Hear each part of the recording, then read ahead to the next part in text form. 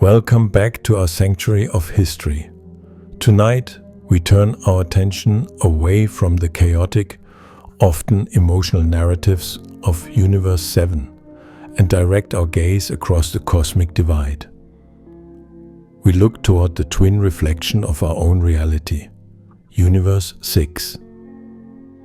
In the vast catalogue of warriors that populate the multiverse, there are those who fight for glory, those who fight for conquest, and those who fight for survival. But there is a rare classification of warrior who fights for none of these things. He fights simply because a contract has been struck. He is a being of silence, a master of temporal manipulation, and a figure whose very existence is a testament to the cold efficiency of his trade. This is the historical record of Hit, the legendary assassin. To fully comprehend the anomaly that is Hit, one must first understand the environment that forged him. Universe 6, often referred to in divine archives as the Challenger universe, shares a twin link with Universe 7.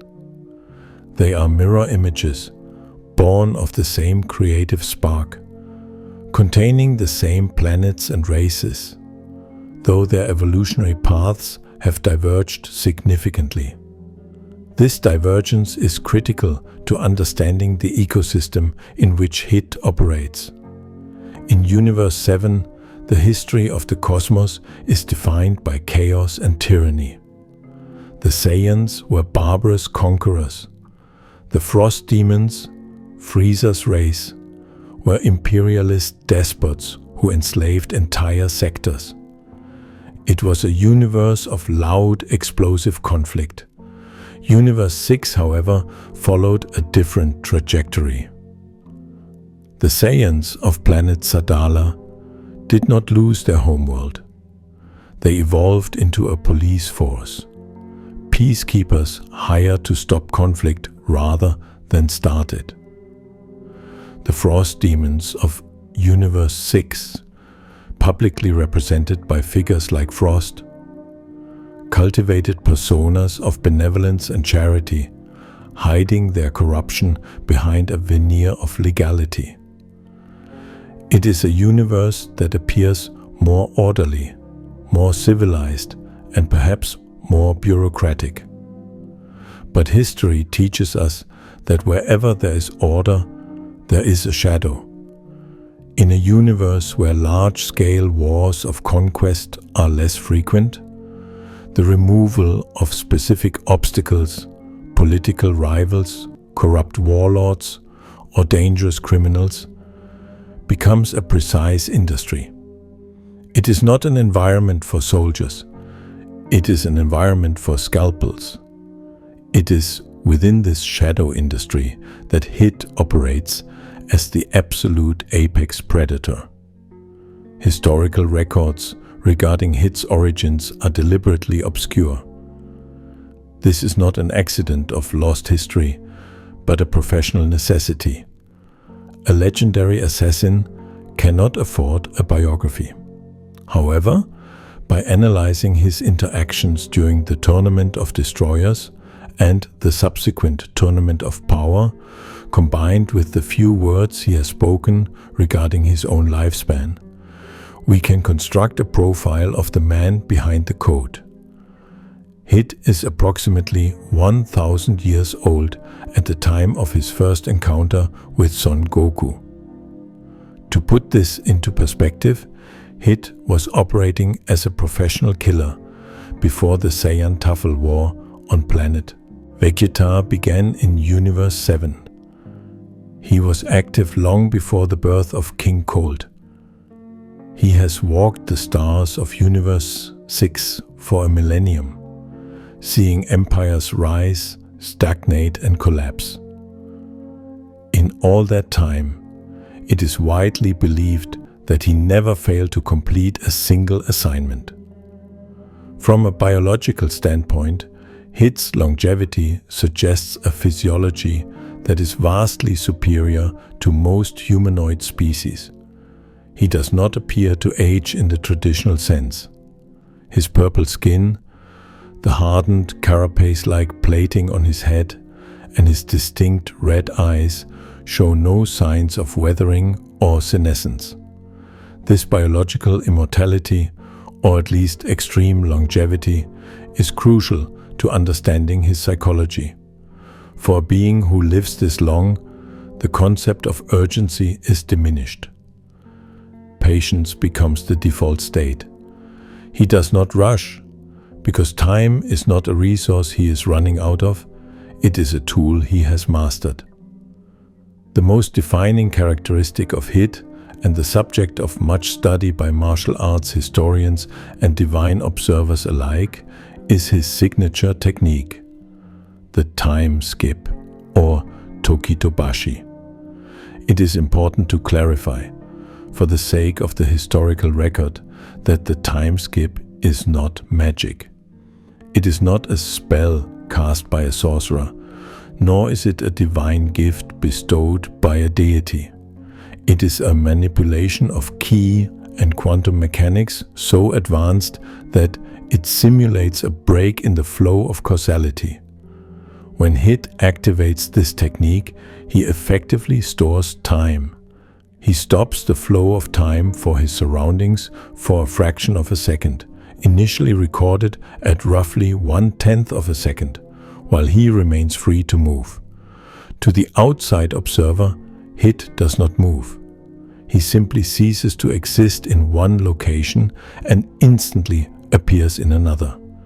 The intermediate accumulation of movement is invisible because it occurs in a pocket of time that the observer did not experience. This technique fundamentally changes the nature of combat. Traditional martial arts rely on action and reaction. A punch is thrown, the defender sees the muscle contraction, predicts the trajectory, and blocks. Against Hit, this cycle is broken. The action phase is removed from the timeline of the defender. There is only the intent and then the impact. The strike lands before the visual information of the strike being thrown can reach the opponent's eyes. For 1,000 years, this technique rendered Hit invincible in his universe. He did not need to be physically stronger than his targets.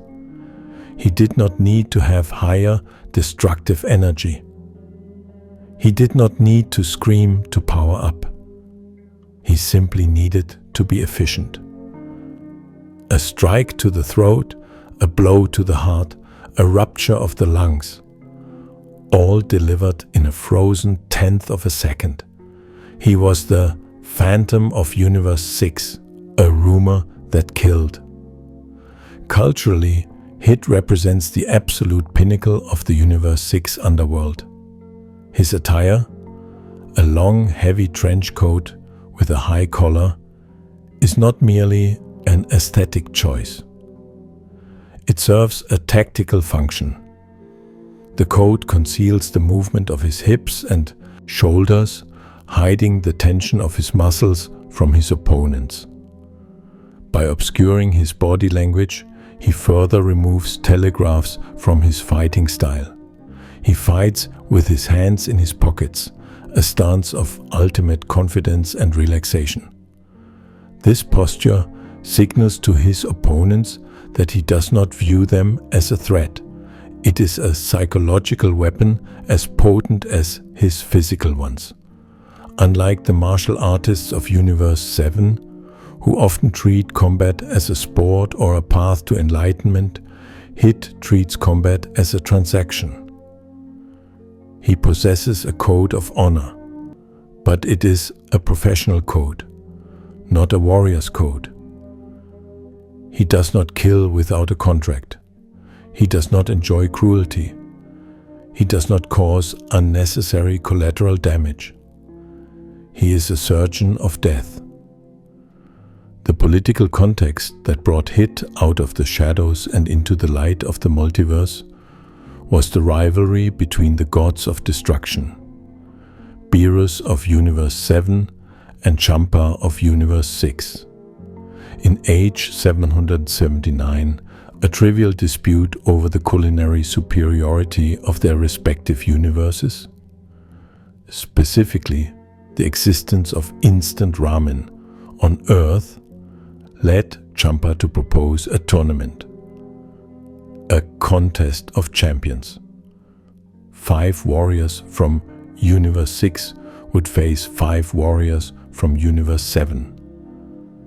The prize was nothing less than the Super Dragon Balls, planet-sized orbs capable of granting a wish with no limitations. Champa, aided by his angel attendant Vados, sought the strongest warriors his universe had to offer. The recruitment process provides a fascinating insight into Hit's standing within the cosmic hierarchy. While other members of the team were recruited based on their race or potential, Kappa representing the Saiyan military, Frost representing the peacekeeping forces, Botamo and Magetta representing unique biological anomalies. Hit was recruited as a mercenary. This distinction is vital. Kappa fought for the honor of his people. Frost fought to maintain his public image. Hit fought for a paycheck. The negotiations were likely brief but significant. Hit does not fight for national pride. He does not fight for the honor of a god of destruction. He fights for compensation. The exact terms of his contract for the Tournament of Destroyers involved the Cube, a transport vessel of divine engineering capable of traveling between universes. This demand reveals Hit's motivation at this stage in history. Despite being a master of his own universe, he felt limited. After a millennium of efficiency, he had perhaps killed every target worth killing in Universe 6. He had reached the ceiling of his environment. The cube represented expansion. It represented the ability to travel to Universe 7, or perhaps other universes entirely, opening up a new clientele and new challenges. For a being who had lived 1,000 years, the only thing of value left was novelty. When the tournament began on the nameless planet, a neutral ground floating in the void between universes, created by the Whis and Vados, Hit was a silent observer. He stood apart from his teammates. He did not engage in the banter or the posturing common to martial arts tournaments. He stood with his eyes closed, arms crossed, radiating an aura of absolute stillness. To the Z fighters of Universe 7, Hit was an unknown variable. They could sense no massive energy radiating from him, because Hit does not waste energy. His ki control is absolute. He contains his power within his body to maximize the efficiency of his time manipulation. This lack of presence is what made him so unnerving to veterans like Vegeta and Goku. They were accustomed to sensing danger. With Hit, they sensed nothing but a void. As the tournament progressed, the early matches served as a prelude. We saw the raw power of the Saiyans, the deceptive tactics of Frost, and the durability of the Metalman Magetta. But throughout these conflicts, Hit remained motionless. He was studying. He was analyzing. It is worth noting that Hit's intellect is as formidable as his combat ability. He does not merely react to an opponent's movements, he dissects their psychology. By watching the fights of Goku and Vegeta, he was building a mental database of their capabilities. He watched Vegeta transform into a Super Saiyan. He watched the escalating power levels. To a normal observer, These transformations were terrifying displays of godlike power. To Hit, they were simply data points. He was calculating the speed, the stamina drain, and the openings. The context of Hit's entry into the historical narrative of Dragon Ball is defined by this contrast. On one side, we have the explosive, shouting, transformation-heavy style of Universe 7, characterized by emotional outbursts and rising power levels. The screaming warrior archetype. On the other side, we have Hit, silent, monochromatic, efficient and restrained, the silent professional. He is the answer to the question: what happens when a warrior who fights for fun meets a warrior who kills for a living? Furthermore, Hit's presence introduced a new paradigm to the Z fighters. Until this point, Goku and Vegeta had always overcome obstacles by simply pushing harder, training in higher gravity, unlocking a new hair color, screaming louder. Hit represented a wall that could not be broken by brute force. You cannot punch time. You cannot scream at physics to change its rules. As we prepare to move into the rising action of this documentary, we must understand the psychological state of the assassin. Up to this point, Hit had never truly been challenged. For 1,000 years, he had ended every conflict in a single blow. He had never needed to improve. He had never needed to push his limits or develop new techniques. He was a stagnant entity, frozen in his own perfection. He viewed the tournament as a chore, a necessary inconvenience to acquire the cube. He did not expect to find a rival. He did not expect to find respect. And he certainly did not expect to be forced to evolve. The coming conflict with the Saiyans of Universe 7 would not just be a job for Hit. It would be the catalyst for an awakening. The assassin was about to wake up from a millennium of sleep, and the universe would tremble at the result. Hit opened his eyes. He did not fly into the ring. He did not leap. He simply walked. His footsteps were heavy, deliberate, and echoed in the silence of the void. He walked past his defeated teammates without a glance. His focus was entirely on the opponent standing in the center of the ring. Vegeta, the prince of all Saiyans. To understand the historical significance of the impending clash, we must analyze the state of Vegeta at this specific moment in age 779. Vegeta had just secured 3 consecutive victories. He had defeated Frost, Magetta, and Kaba. While his spirit was high and his confidence was peaking, his physical reserves were depleted. More importantly, he had just revealed his trump card, the Super Saiyan Blue transformation, to the entire arena. Hit, the observer, had seen everything. He had seen the speed, the destructive output, and the stamina drain of the Saiyan's divine form. Vegeta was entering the fight with his hand revealed. Hit was entering with his cards held close to his chest. The bell rang. Vegeta, characteristically aggressive, wasted no time. He transformed immediately into Super Saiyan Blue. The aura of a Super Saiyan god.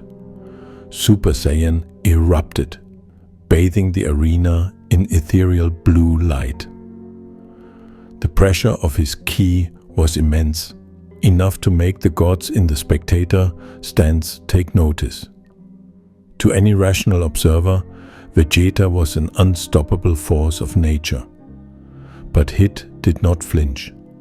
He did not take a fighting stance. He stood with his feet shoulder-width apart, his back straight, and his hands buried deep within the pockets of his trench coat. This posture, the stance of no stance, was a calculated insult. In martial arts philosophy, a stance is a preparation for defense or offense. To stand without one is to declare that the opponent is unworthy of preparation. Vegeta, a warrior defined by his pride, took the bait. "You'll regret underestimating me," the prince declared. Vegeta launched his assault. He moved at speeds that surpassed the speed of light, closing the distance in a microsecond. He threw a punch aimed directly at Hit's face, a blow capable of shattering a planet. It missed. Vegeta did not see Hit dodge. One moment, the target was there. The next, Vegeta's fist was punching empty air. Before Vegeta's neurons could process the missed strike, a sharp concussive impact slammed into his solar plexus. Vegeta gasped, the air forced from his lungs. He stumbled back, eyes wide. Hit was standing in the exact same spot, hands still in his pockets, looking down at the Saiyan with cold indifference. "You should surrender," Hit stated. His voice was monotone, devoid of mockery. It was simply professional advice. Vegeta, fueled by rage and confusion, attacked again. He unleashed a barrage of strikes, kicks, punches, energy blasts. He attacked from the front, the flank, and above. The result was a terrifying repetition of the first exchange. Every time Vegeta struck, he hit nothing. Every time he extended a limb, he received a counterblow to a vital point. A jab to the throat, a strike to the kidneys, a blow to the nose. From the spectator stance, the confusion was palpable.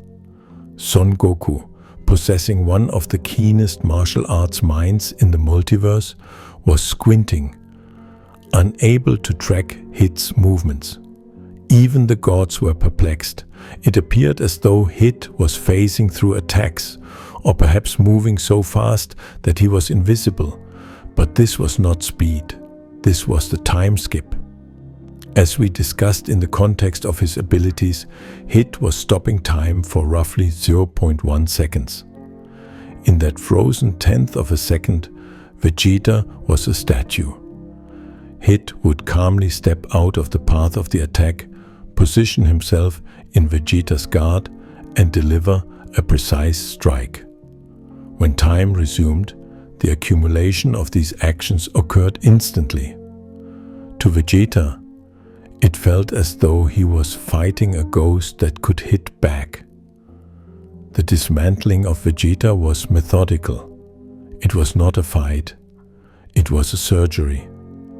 Hit targeted the Saiyan's vital points with anatomical precision, bypassing the durability of the Super Saiyan Blue form by striking where the body was weakest. Vegeta, battered and struggling to stand, attempted one final desperate gambit. He gathered his energy for a massive blast, hoping to catch Hit in a wide area attack that couldn't be dodged. Hit sighed. To him, the effort was inefficient. He removed one hand from his pocket, a rare escalation.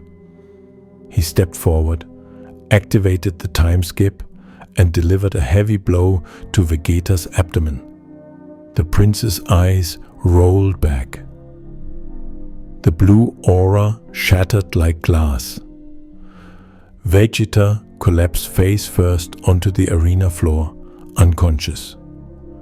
The winner was Hit. The silence that followed was heavy. The Universe 7 team was in shock. Vegeta, their second strongest warrior, had been defeated without landing a single scratch on his opponent. The myth of the Saiyan invincibility had been punctured by the reality of the assassin. But while the rest of the team panicked, Son Goku was thinking. Goku is often characterized by his simplistic nature, but in the realm of combat, he is a savant. While Vegeta was being dismantled, Goku had been consulting with the Galactic King, a spectator from Universe 7. The King, a figure of supreme bureaucratic knowledge, recognized the phenomenon. It is a time manipulation technique, the Galactic King explained. He is skipping time. This piece of intelligence was the key. Vegeta had fought blindly against an unknown mechanic. Goku now understood the rules of the game. When Goku stepped into the ring, the atmosphere shifted. He did not transform. He walked out in his base form, looking relaxed, stretching his arms. Hit looked at him, unimpressed. The other one was stronger. Why do you not transform? I need to save my stamina, Goku replied, smiling. Besides, I want to see if I can figure you out first. The fight began. Goku charged. Hit activated the time skip. He moved to strike Goku's face. But this time something different happened. Just as Hit's fist was about to connect, Goku moved. He blocked. It was a glancing block, a scrape against the forearm, but it was contact. Hit's eyes widened slightly. For the first time in centuries, his attack had been intercepted. How? Hit asked. I can't see you moving, Goku explained cheerfully. But I know you're skipping time for about 1/10 of a second. So, I just predicted where you'd be 1/10 of a second later and aimed there. This statement is absurd to the average warrior. Predicting the location of an opponent who effectively ceases to exist and reappears elsewhere is a feat of intuition that borders on precognition. But this is the genius of Son Goku. He was not reacting to Hit. He was reacting to the future of Hit. The fight escalated. Goku, having cracked the code, began to land blows. He scraped Hit's cheek. He kicked Hit's shin. The phantom was becoming tangible. Hit, for his part, was forced to adapt. He pulled his hands out of his pockets. He adopted a fighting stance, a rare open-palmed posture reminiscent of classical assassination arts. You are the first person to make me fight seriously in a very long time, Hit admitted. Goku transformed. The golden light of the Super Saiyan, and later Super Saiyan Blue, flared. With the increase in speed and power, Goku began to overwhelm the 0.1 second time skip. He was moving too fast for Hit to react, even with the time manipulation. It seemed for a moment that the battle was over. The brute force of Universe 7 had adapted to the technique of Universe 6. But this assessment failed to account for the nature of Hit. Hit is not a Saiyan. He does not get stronger through anger or biological transformation, Zenkai. He gets stronger through pure progress. Hit realized that his current level of efficiency was insufficient. He was an assassin who had never needed to try. Now, faced with a being who could bypass his greatest weapon, he was forced to innovate on the fly. He concentrated. He screamed, a rare, guttural sound from a man of silence. He forced his ki to evolve. "I have improved," Hit announced. "My time skip is now 0.2 seconds. It sounds insignificant, a fraction of a second, but in high-speed combat, doubling the window of invulnerability is monumental. Suddenly, Goku's predictions were wrong. He was swinging at empty air again. Hit was landing blows freely. Goku adjusted. He pushed his speed higher. Hit improved again, 0.5 seconds. The fight became a terrifying feedback loop. Goku would surpass his limits to catch Hit. Hit would force his technique to evolve to evade Goku. The assassin, who had been stagnant for a millennium, was growing stronger every minute. He was remembering the thrill of the hunt. He was remembering what it felt like to be a warrior, not just a killer. The arena was crumbling under the pressure of their clash. The air was filled with the sound of sonic booms and the crackle of divine energy. But there was a problem. Hit's technique, the time skip, was designed for assassination. It was designed to deliver lethal blows to vital organs. But the rules of the Tournament of Destroyers forbade killing. Hit was holding back. Every time he froze time, he had to target non-lethal areas. He had to pull his punches to avoid stopping Goku's heart. He was fighting with one hand tied behind his back against a god-level combatant. Goku, sensing this, stopped the fight. "You can't use your full power, can you?" Goku asked, panting. "Because of the rules, you can't kill me?" Hit stared at him. "That is correct. My techniques are designed for execution." "That's boring," Goku shouted, turning to the gods of destruction. "Hey! Beerus! Champa! Remove the rules! Let him kill me!" The audacity of the request stunned the arena. Goku was asking for a deathmatch against the greatest killer in the multiverse, simply to see how strong he truly was. Beerus and Champa argued. The bureaucracy of the gods stalled the proceedings. Goku, realizing that the politics would ruin the momentum of the fight, made a choice. A choice that would go down in history as one of the most controversial endings to a major battle.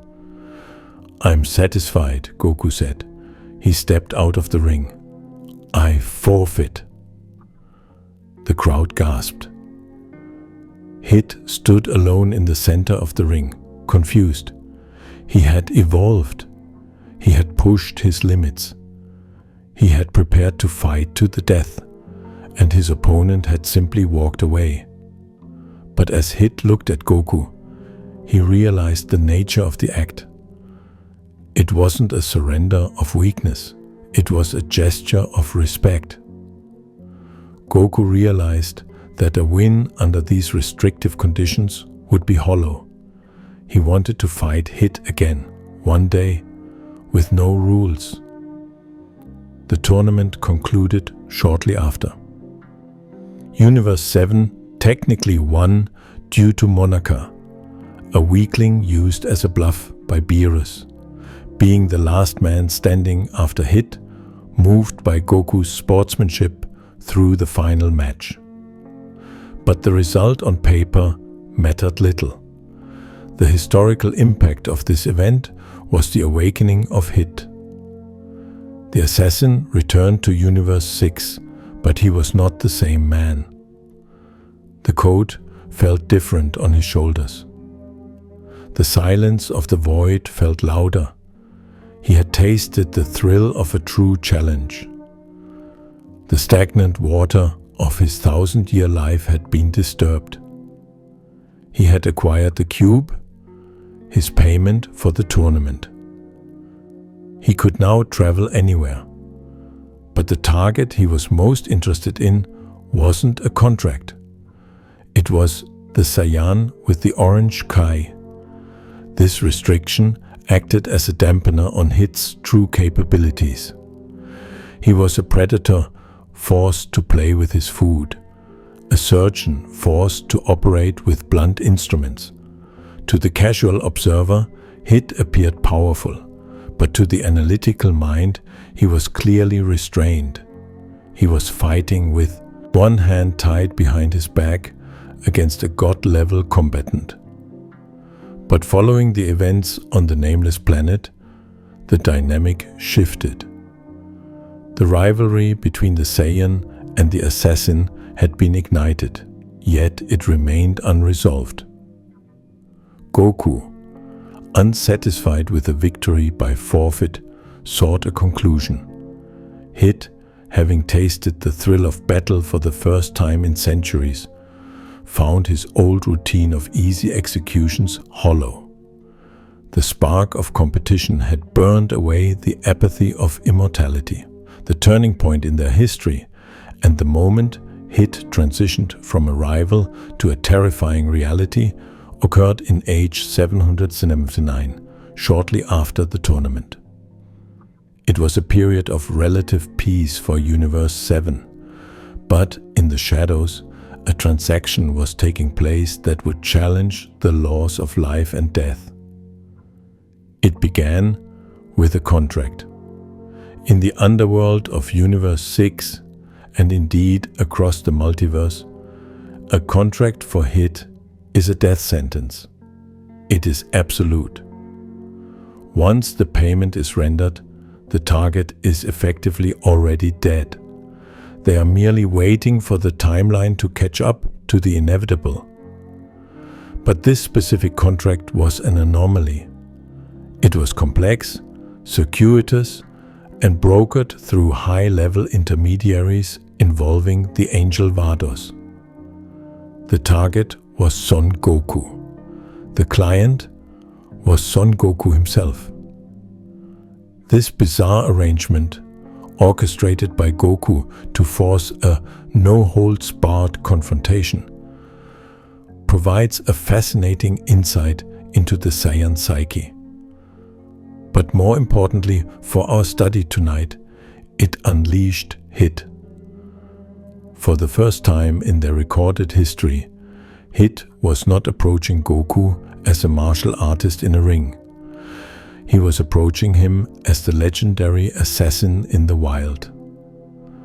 The atmosphere of this encounter was starkly different from the bright, cheering arena of the tournament. The setting was Earth, specifically the rocky wastelands, under the cover of a torrential downpour. Goku spent days in a state of heightened paranoia. This period is crucial to understanding the psychological warfare Hit employs. Unlike Frieza or Cell, Hit does not broadcast his malice. He does not leak energy. His Kai control is absolute. To a sensory-dependent warrior like Goku, Hit does not exist until the moment of impact. He is a void in the sensory field. Goku sat in meditation, sensing everything. The rain, the wind, the shifting of tectonic plates. But he could not sense the assassin. This creates a state of hyper-vigilance that drains the target's stamina long before the first punch is thrown. Hit weaponizes silence. He weaponizes the anticipation of death. The assassination, when it finally happened, was not a battle. It was a statement of fact. Hit appeared behind Goku. He did not use a stance. He did not power up. He simply utilized a technique that had been dormant during the tournament. The invisible shockwave. By projecting his ki through a temporal phase, Hit delivered a single, concentrated strike to the center of Goku's chest. It bypassed Goku's physical durability, his guard, and his ki defenses. It did not break his ribs, it phased through them to rupture the heart directly. Goku collapsed. His biorhythms ceased, his eyes glazed over. For all intents and purposes, Hit had succeeded. He had killed the strongest warrior in Universe 7 with a single blow. He looked down at the body, confirmed the cessation of life functions with a cold professional nod, and departed. Contract complete, he likely thought. It was a return to the cold efficiency of his 1,000-year career. There was no gloating, there was no monologue, there was only the job. However, Hit had underestimated the sheer stubbornness and biological resilience of his target. Before his heart stopped, Goku had fired a blast of ki into the sky. It was a delayed reaction energy sphere, timed to fall back down and strike his own body moments after death. The shock of the impact acted as a celestial defibrillator, restarting his heart and forcing his soul back into his body. Goku rose from the dead, and Hit, sensing the return of his target's energy, returned to finish the job. This leads us to the second and far more significant confrontation of this era, the rematch in the woods. This battle serves as the most critical historical document regarding Hit's full capabilities when the restrictions of a tournament are removed. Because killing was allowed, indeed it was the objective, Hit unveiled techniques that had been hidden for centuries. He did not rely solely on the time skip. He introduced the concept of time storage and the tides of time. To explain these phenomena, we must delve into the theoretical mechanics of Hit's powers. When Hit skips time, that time does not disappear. The law of conservation applies even to temporal mechanics.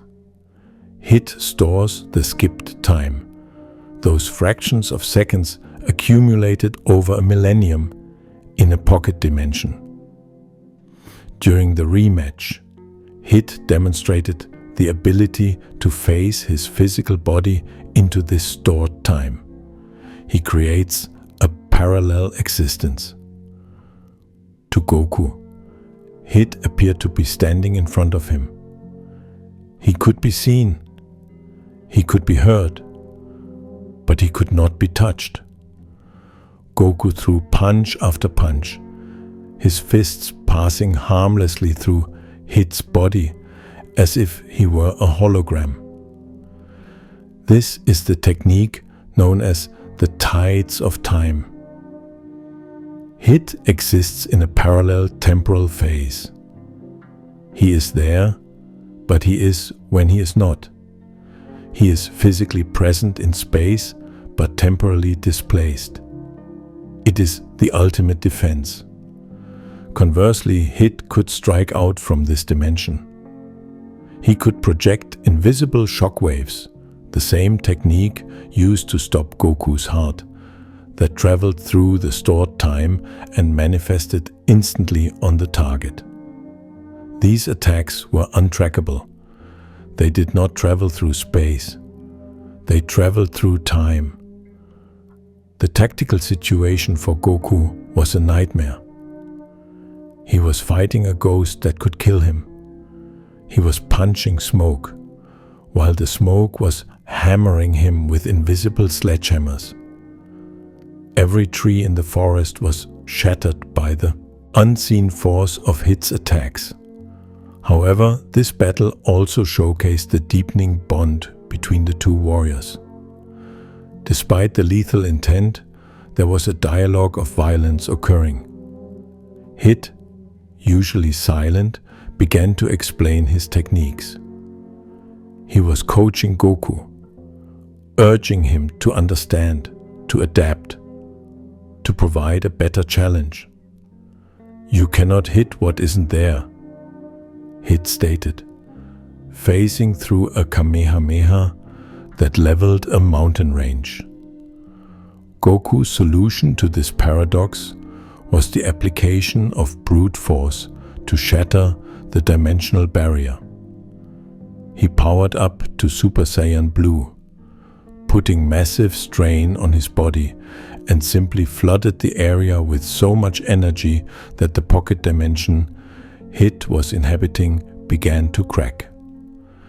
It is a testament to Saiyan physiology that when logic fails, raw power often succeeds. But the fight ended in a stalemate. The gods of destruction, Beerus and Champa, arrived, interrupting the duel with their divine bickering. The contract was revealed to be a fabrication of Goku's design. Hit, realizing the absurdity of the situation, that he had been hired by the target to kill the target, smiled. He withdrew his killing intent. The contract was void. But the impact of the event was permanent. Hit had shown Goku the terrifying depth of his assassin's toolkit. Goku had shown Hit that even death was not a stopping point for a Saiyan.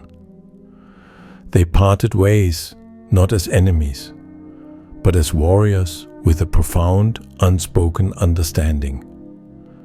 Hit had found the one thing his immortality had denied him, an equal. Following this event, Hit returned to Universe 6. But the galaxy was changing. The Omni King, Zeno, had declared the coming of the Tournament of Power, a battle royale between 8 universes where the penalty for defeat was total erasure. This brings us to the final phase of the turning point.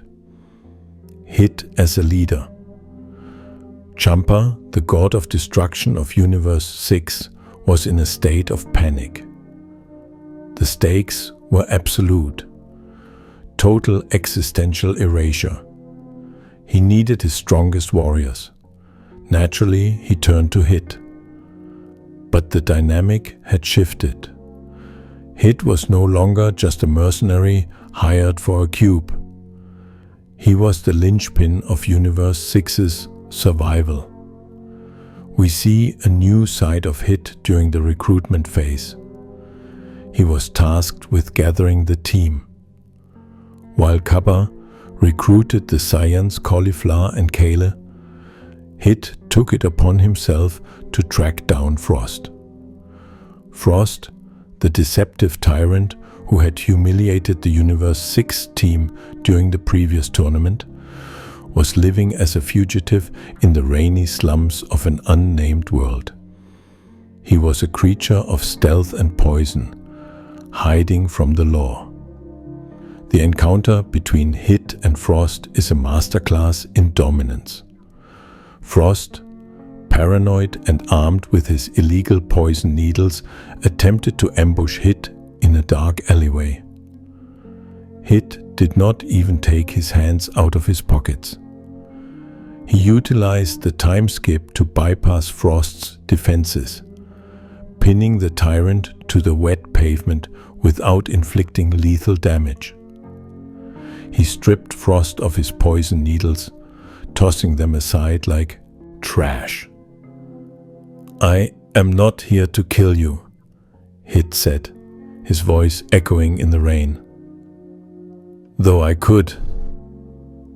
He recruited Frost not out of camaraderie, but out of pragmatism. He recognized that Frost's cunning was a weapon Universe 6 needed. But he also established the hierarchy immediately. Hit was the alpha. He was the general. Frost was merely a soldier who would follow orders or be removed. This scene is pivotal because it shows Hit operating outside of a contract. He was acting for the greater good of his universe. He was stepping into a role of responsibility. The assembling of the team further highlighted Hit's evolution. When he arrived to meet the rest of the universe, 6 representatives, Kaba, the new female Saiyans Caulifla and Kale, the Namekians Saonel and Pilina, and the robot Magetta. He did not stand apart as he had in the previous tournament. He stood with them. There is a subtle but profound difference in his body language during this period. In the Tournament of Destroyers, Hit was an island. In the prelude to the Tournament of Power, he was the mountain around which the others gathered. He offered no speeches. He offered no inspirational quotes. He offered only his presence. For warriors like Kaba, who idolized strength and honor, Hit was the ultimate standard. For wildcards like Caulifla, Hit was the one authority figure she dared not challenge. He had become the elder statesman of the team. He was the veteran of 1,000 years, guiding the children of the new age into the fires of the world of void. This transition from assassin to guardian marks the complete maturation of his character. He had moved from a solitary existence where only the target mattered to a collective existence where the survival of his reality was the prize. As the team gathered to depart for the world of void, Hit stood at the forefront. He wore the weight of an entire universe on his trench coat. He checked his team, his red eyes scanning them, not for weaknesses to exploit, but for strengths to utilize. The turning point was complete. The assassin, who cared for nothing but the contract, had become the defender who fought for existence itself. He had evolved from a static force of nature into a dynamic, adapting warrior. He had learned that there were things in the multiverse more valuable than a cube and more dangerous than a time skip. But the Tournament of Power would present threats that defied logic. It would present Jiren the Grey, a being whose power transcended time itself. It would present challenges that would force Hit to make the ultimate sacrifice. The stage was set for the final act of his career. The contract was no longer for money or for a cube or even for a rival. The contract was for the future. Age 780, the Tournament of Power. This event was unprecedented in the annals of cosmic history. 80 warriors from 8 different universes gathered on a fighting stage suspended in an infinite void, battling for the right to exist. The penalty for defeat was not death. It was erasure. Total, absolute negation of reality. For Hit, the stakes had never been higher. He was the captain of the Universe 6 team, a role he accepted with a stoic sense of duty. But strategically, Hit entered the tournament with a significant disadvantage. The chaotic Battle Royale format is the antithesis of the assassin's trade. Assassination requires stealth, preparation, and isolation of the target. A brawl involving 80 combatants with explosions rocking the stage every second renders stealth nearly impossible. Furthermore, the no-killing rule was strictly enforced. As we have established, Hit's most effective techniques are lethal. To fight in this tournament, he was forced to restrain himself once again, to blunt his own blade. Despite these handicaps, Hit's performance in the early stages of the tournament was a masterclass in efficiency. While other warriors, particularly the Saiyans of Universe 7, wasted energy on flashy transformations and prolonged duels, Hit moved with surgical economy. He did not seek out fights, he ended them. He saved his teammates when necessary, acting as a shadow guardian for the Saiyans Kappa, Caulifla, and Kale. But he largely preserved his stamina for the inevitable confrontation with the heavyweights. The first major challenge to Hit's dominance came not from raw power, but from a tactical, hard counter. This came in the form of Dispo, the Sonic Warrior from Universe 11's Pride Troopers. Dispo presented a unique problem for Hit. He possessed speed that rivaled and perhaps surpassed the speed of light. But more importantly, Dispo had identified the physiological tell of the time skip. Through observation, Dispo realized that in the nanosecond before Hit activates the time skip, his muscles tense in a specific frequency. Dispo used his enhanced hearing to detect this sound. The moment he heard the tension, he struck. He was reacting to the activation of the technique, not the technique itself. For the first time in the tournament, Hit was on the defensive. He was being battered by an opponent who could interrupt his signature move before it began. Dispo was arrogant, fast, and relentless. He drove Hit to the edge of the arena, poised to knock the legendary assassin out of the ring. But this engagement highlights the terrifying adaptability of Hit. He did not panic. He did not power up. He adjusted. In the midst of being pummeled, Hit began to fake the muscle tension. He would tense his muscles to produce the sound Dispo was listening for, but he would not activate the time skip.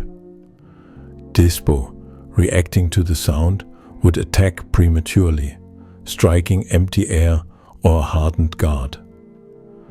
This created an opening for Hit to counterattack. It was a trap laid within the physiology of his own body. Hit was playing a mind game at light speed. The battle concluded with the intervention of Son Goku. The two rivals, Universe 6 and Universe 7, fought side by side against the Pride Troopers. It was a brief alliance, a callback to the respect earned during their previous encounters. Together, they dismantled Dispo's strategy. But once the immediate threat was neutralized, Goku moved on to his own battles, leaving Hit to face the ultimate threat alone, Jiren the Grey. To understand the climax of Hit's career, we must understand Jiren. Jiren was not merely a strong warrior. He was an entity of absolute power. He was rumored to be a mortal, stronger than a god of destruction. His presence on the battlefield was like a black hole, a gravity well that consumed all hope. Goku had already engaged Jiren. He had used the spirit bomb. He had unlocked the omen of Ultra Instinct, and he had lost. Goku was depleted, his body ravaged by the strain of divine techniques, leaving him vulnerable. It was at this moment that Hit stepped in. Historically, this decision is significant. Hit could have retreated. He could have allowed Jiren to finish Goku, removing a major rival from the board. But Hit intervened. He attacked Jiren while the behemoth was distracted, allowing Goku time to recover. Why? Was it gratitude for the battles they had shared, Was it a strategic calculation that Goku was necessary to defeat Jiren later? Or was it simply professional pride, the desire to test himself against the strongest being in the arena? The confrontation between Hit and Jiren was a clash of philosophies. Jiren represented absolute strength, an immovable object that crushed everything in its path. Hit represented absolute technique, a force that bypassed strength through precision and temporal manipulation. Hit's strategy against Jiren was one of the most intellectually complex maneuvers in martial arts history. He knew he could not overpower Jiren. A direct exchange of blows would result in Hit's defeat within seconds. He also knew that Jiren could react to the time skip. Jiren's eyes could track movement even across temporal disruptions, so Hit deliberately engaged in a losing battle. He allowed Jiren to attack him. He took blockable hits. He threw punches that he knew Jiren would counter. To the observer, it looked like Hit was being dominated. He was being pushed back, strike by strike, toward the edge of the arena. But every time Hit attacked, he was not trying to damage Jiren. He was planting a seed. Hit was using a variation of his invisible shockwave technique, but instead of aiming for the heart, he was aiming for the space behind Jiren. He was lagging his attacks, leaving remnants of his ki embedded in the timeline around Jiren's body. Jiren, arrogant in his strength, ignored these seemingly failed attacks. He viewed Hit as a nuisance, a fly buzzing around a mountain. "Is this the best the assassin of Universe 6 can do?" Jiren mocked. Hit did not answer.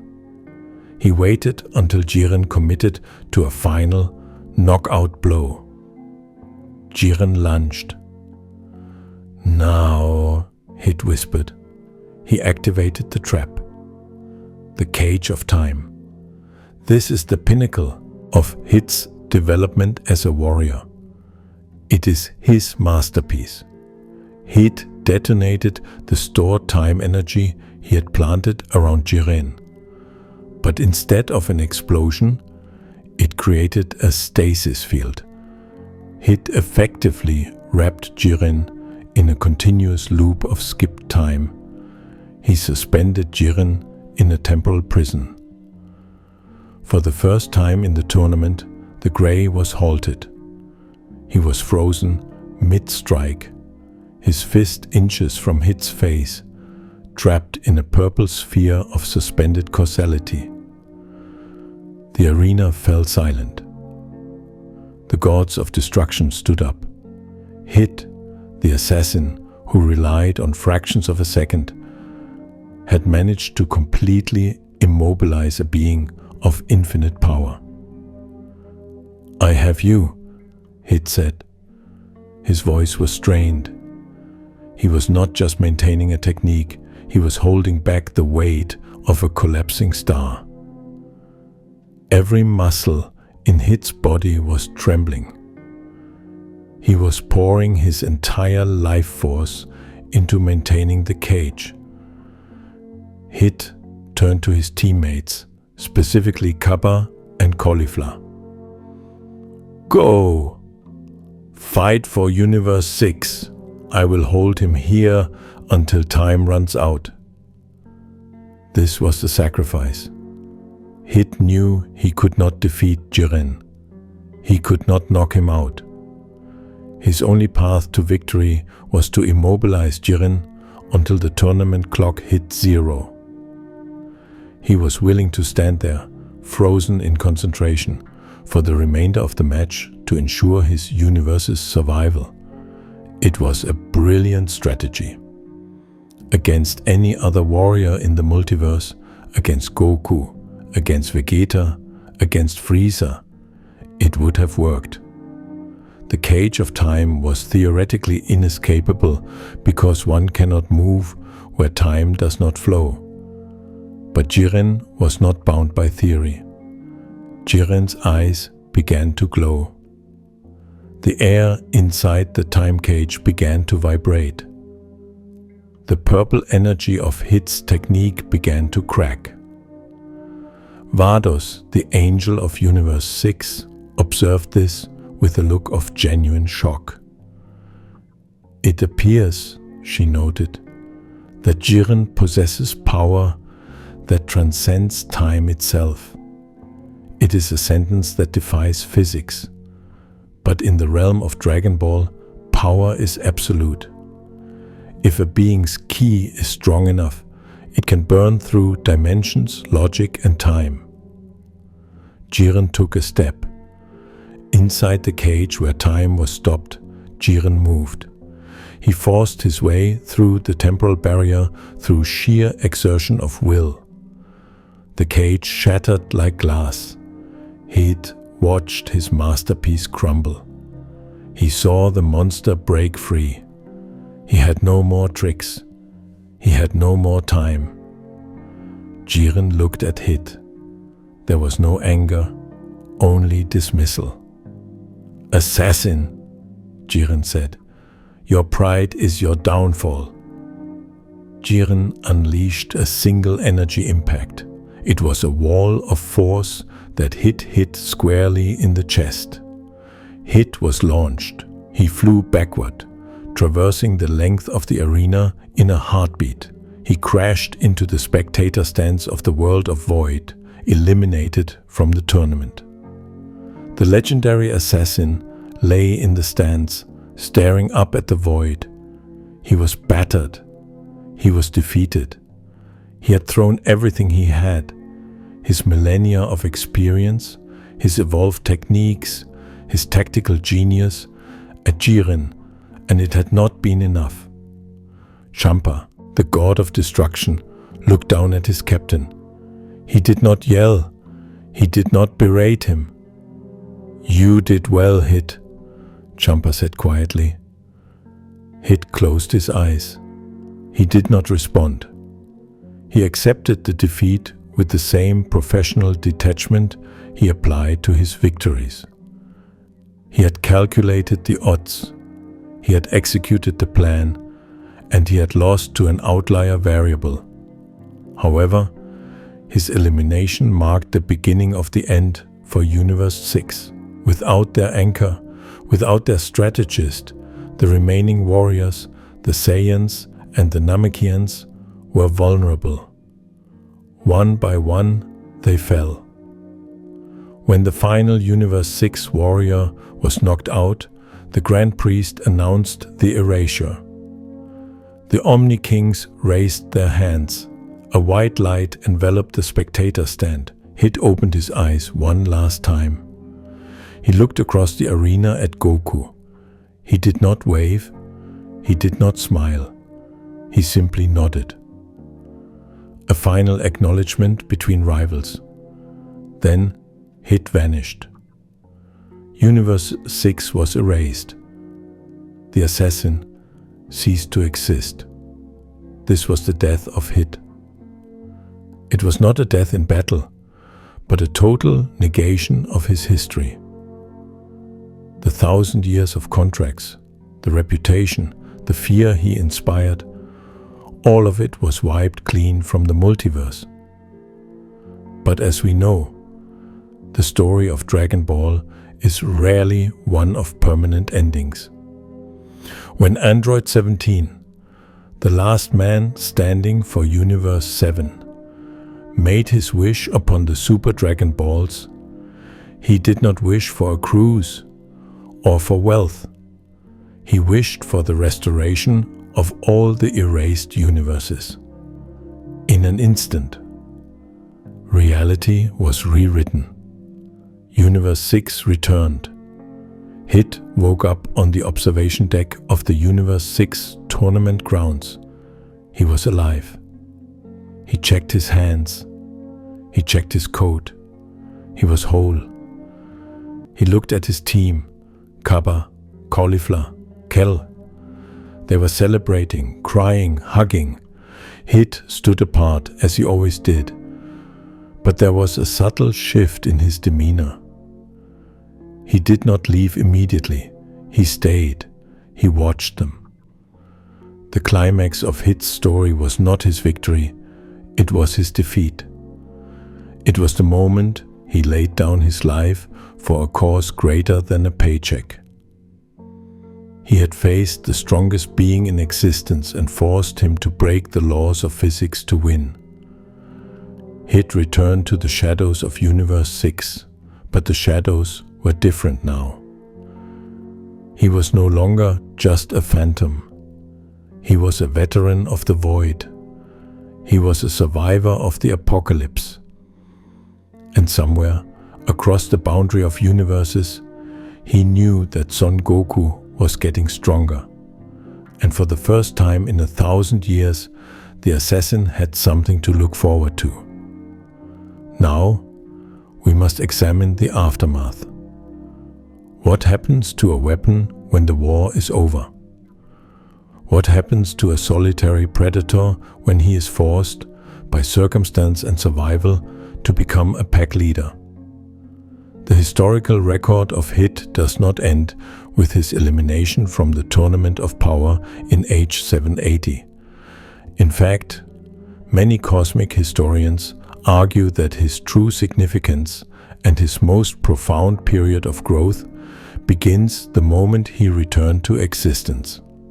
Following the conclusion of the Tournament of Power, Universe 6 was restored by the wish of Android 17 upon the Super Dragon Balls. The erasure, the total negation of reality that Hit experienced, was reversed. He, along with his team, materialized back on the observation deck of the nameless planet. The immediate aftermath offers a rare and critical glimpse into Hit's internal state. In previous eras, Hit's modus operandi was immediate withdrawal. After a job was done, or a tournament concluded, he would vanish into his pocket dimension, retreating to the solitude that had defined his life for a millennium. He was a being who abhorred connection, viewing it as a liability in his line of work. However, records of the resurrection note a distinct change in his posture.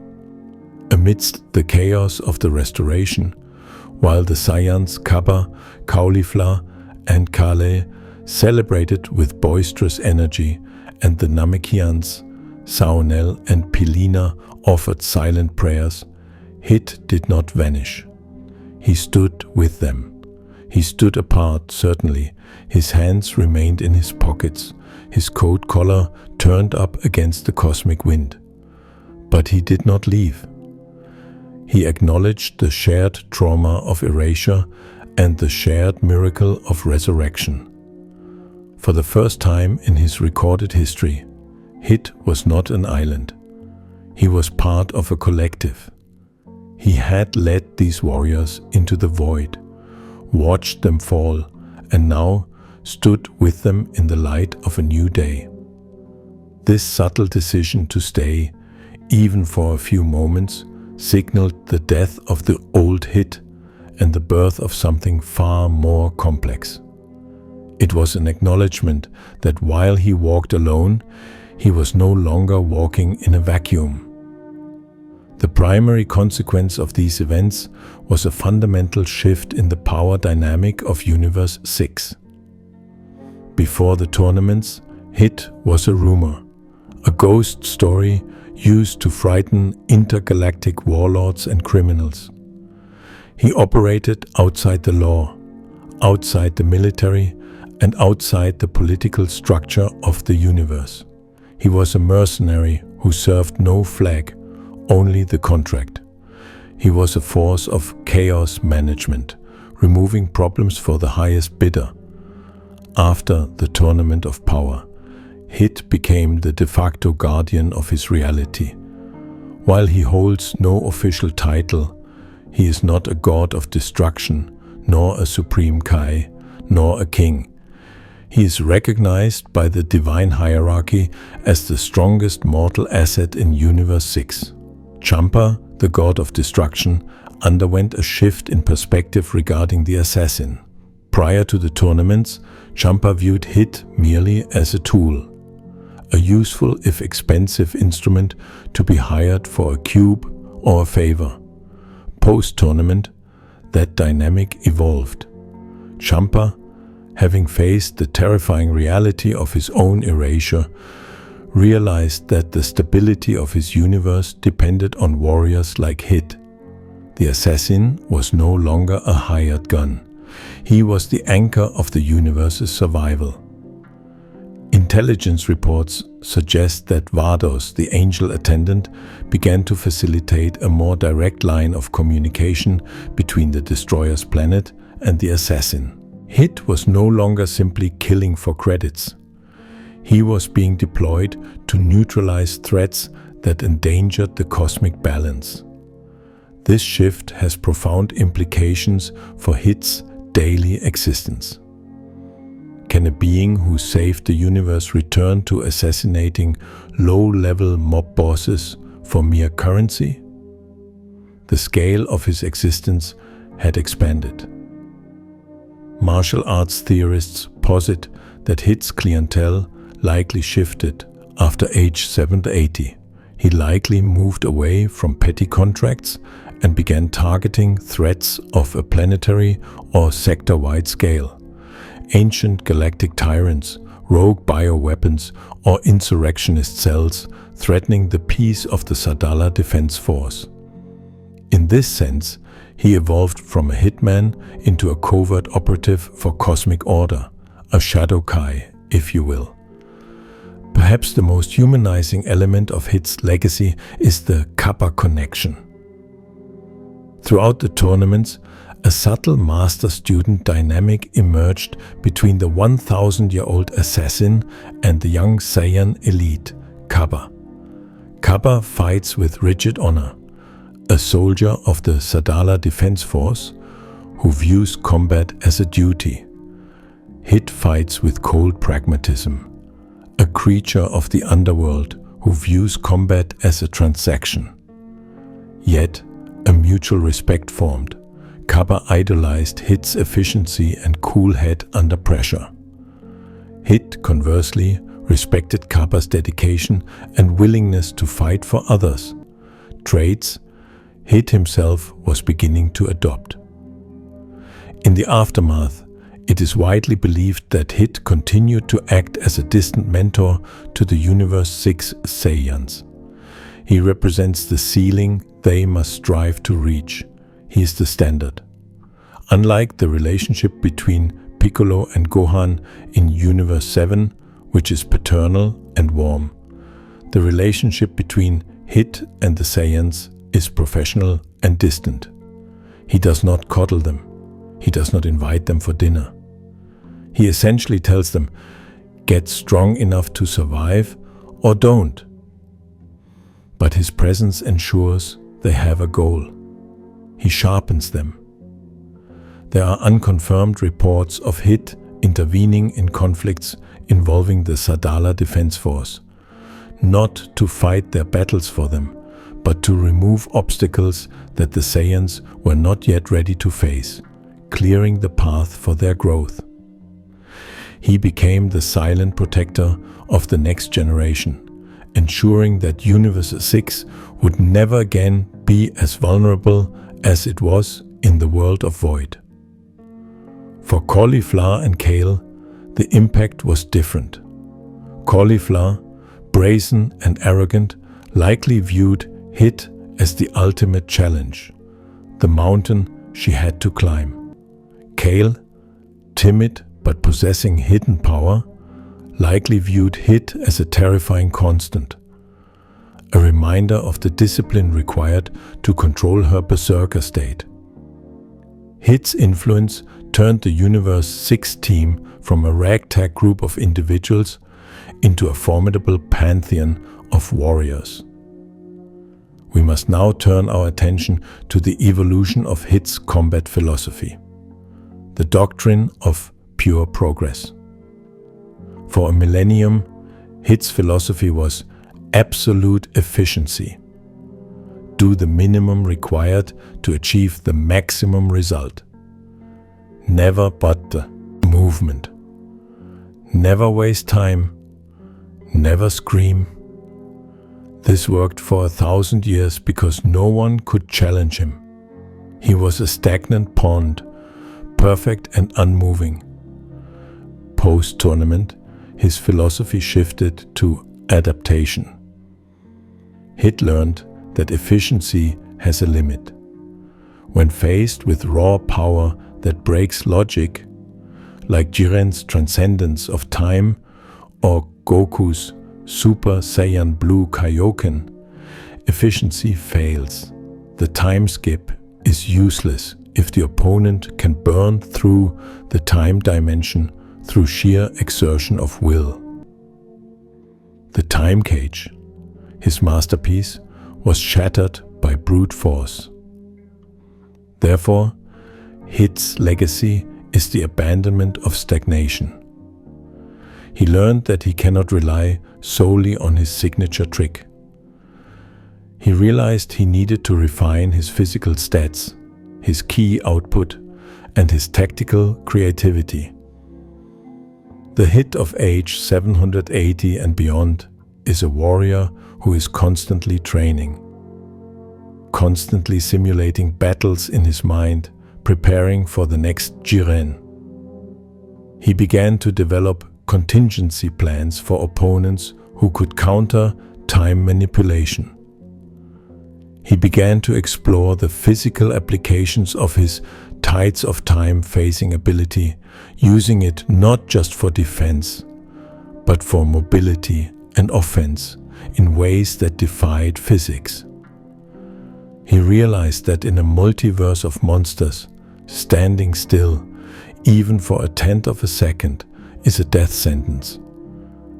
There is speculation that Hit began to incorporate elements of the martial arts styles he observed in the tournament.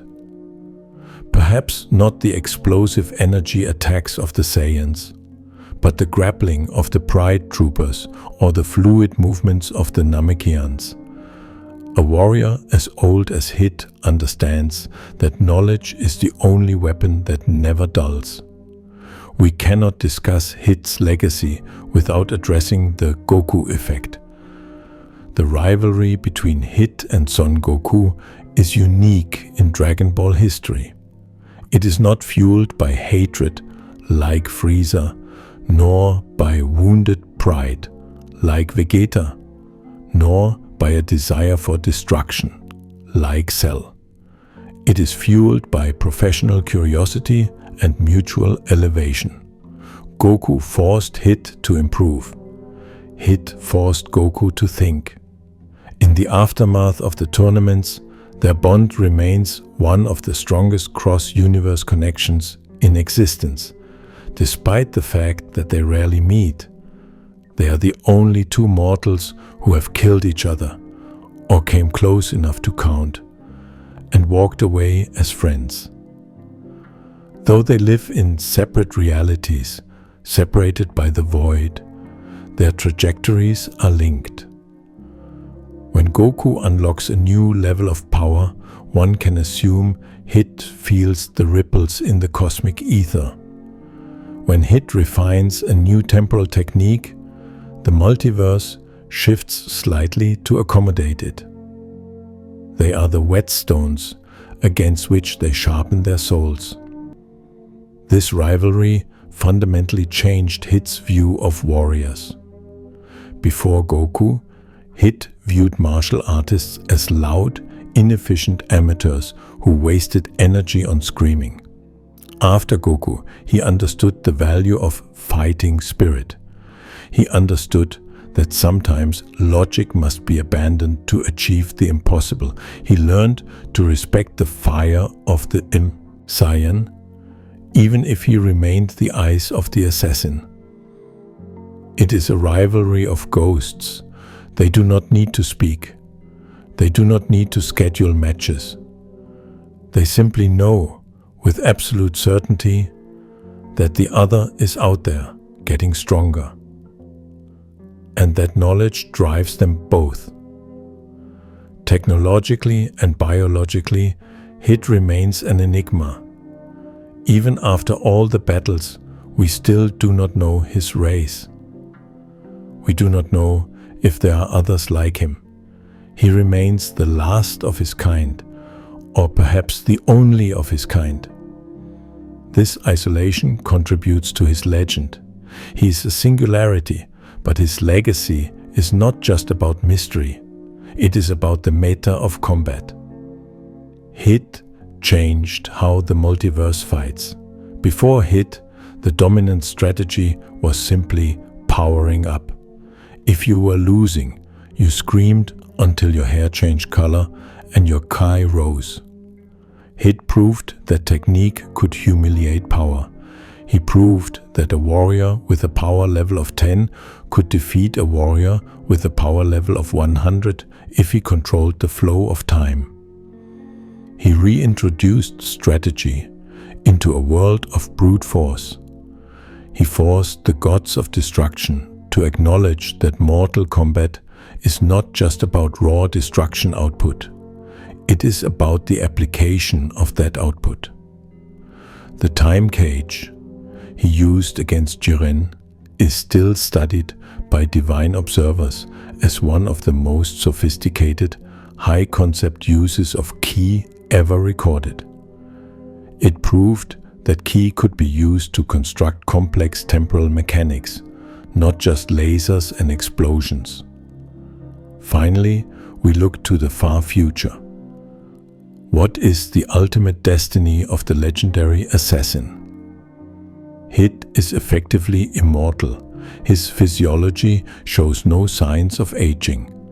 He has lived for 1,000 years, and he will likely live for thousands more. He will outlive Goku. He will outlive Vegeta. He will walk the stars of Universe 6. Long after the Saiyans of Universe 7 have passed into legend and become myths told to children, he will see the rise and fall of new empires. He will see new gods of destruction take the mantle. He is the constant. There is a melancholy to this existence. Hit is destined to walk alone. His teammates, Kappa, Caulifla, Kale, are mortal.